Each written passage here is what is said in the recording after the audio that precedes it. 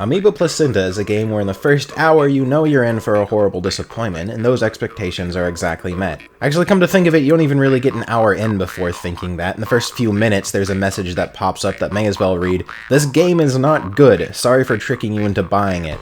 The protagonist of the game is Woman, whose main character traits are crying a lot and thinking about babies.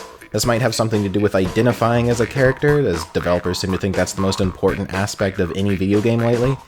Koth's been really horny about having a fucking vergader lately. Well, people are asking. I'm playing as a woman. He sends me messages and he's like, fuck my pussy. And I'm like, no, dude, I have too much respect for you. I'm trying to get in the mindset. Fucking sloppy like that, dude. I'm trying to get in the mindset of a woman. I can't play a video game if I don't identify. You've been preparing. Yeah, I can't. It's impossible to play a video game unless you identify with the main character, so I have to think of myself as a woman to understand this game. It's that simple, okay?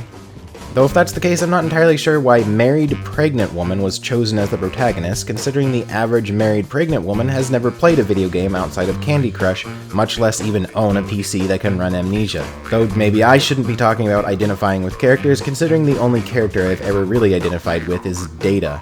Enter. I know it's a little unexpected. You are correct. I'm sorry, don't let me interrupt. As you wish.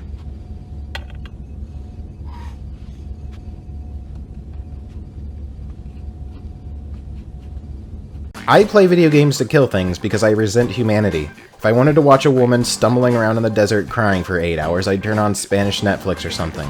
Anyway, the entire game tries to force you to build up some kind of emotional connection to the parasite in your stomach.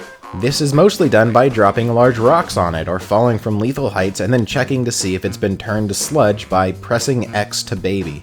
The amount of abuse that this woman takes throughout the game is somewhat comical. My only conclusion is that every time something large and heavy would otherwise crush her, the baby in her stomach compresses and leaks out its excess adrenochrome, which in turn gives her brief super strength. The game is almost good at points. There are certainly some interesting visuals and a few parts where you explore and solve puzzles, you know, like in a real video game.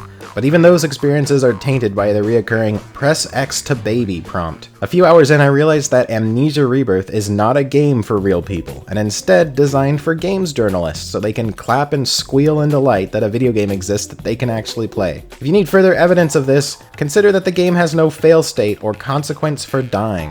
If you get caught by the monster, you're treated to a Five Nights at Freddy's jump scare, and then you spaz out for about 10 seconds before waking up in the previous room. Once you have control back, the monster despawns from the area just in case pressing crouch is too difficult for you. The game tries to have horror survival elements by giving you a limited amount of matches to light your way. I'm fairly convinced that there are more matches in the game than there are places to use them. I rarely dipped below half of my max stockpile and had to pass up dozens of excess matches throughout my playthrough. Not that it matters anyway, because the only consequence of sitting alone in the dark I found was the screen growing blurry and termites munching on your eardrums. Every so often, the game interrupts you to give you some kind of weird vision of baby. This all predictably accumulates in a lengthy birthing scene. I guess this is supposed to be some kind of emotional payoff, but the game was so ham-fisted in trying to get me to care about the baby that I could only hope she was going to give birth to some kind of Geiger nightmare. But the most incredibly stunning and brave choice the game makes is at the end with an uncensored breastfeeding scene. I'm sure all the male allies respected women really hard to that one.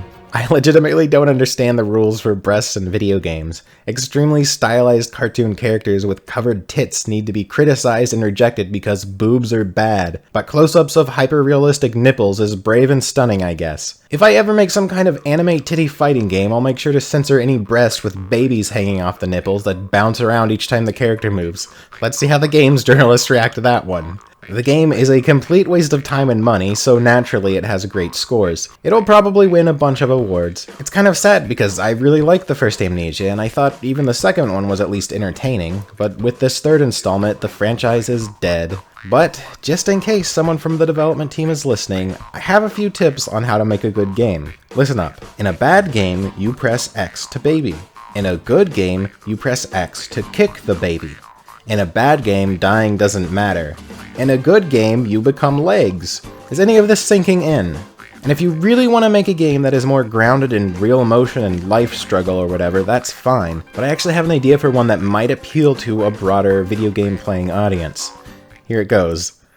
The game starts with your character at his 40th birthday party. You have quick time events for cutting cake and opening beer or whatever. The next day, you wake up with a weird erection and inability to urinate. It goes on for a while and doesn't go away, so you call a doctor for a prostate exam. It's revealed in a flashback that your wife recently left you and took half your stuff, including your car, so you have to walk to the doctor. The majority of the game is a walking simulator where you have to navigate through the streets and avoid obstacles and solve puzzles. Every so often you have to press X to not piss your pants. Of course, if you do, it doesn't really matter, the game just continues as normal. There are also stealth sections where you have to walk through busy streets while hiding your erection. If you're spotted, you get a jump scare from a multicolor-haired humanoid who threatens to sue you for sexual harassment. You finally make it to the doctor and there's a long cutscene of getting fingers shoved up your ass while the music swells and camera zooms in on the pained face of your character for dramatic effect.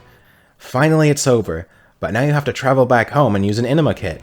The conclusion of the game is a 15-minute QuickTime event where you have to give yourself an enema without splashing too much shit water on the floor and losing your rent deposit. Near the end, there's an uncensored scene from the enema hose's point of view of your swollen prostate, which throbs center screen while the orchestra swells. Finally, the conclusion of this roller coaster of emotion is your character pissing yellow froth into the toilet while the credits roll.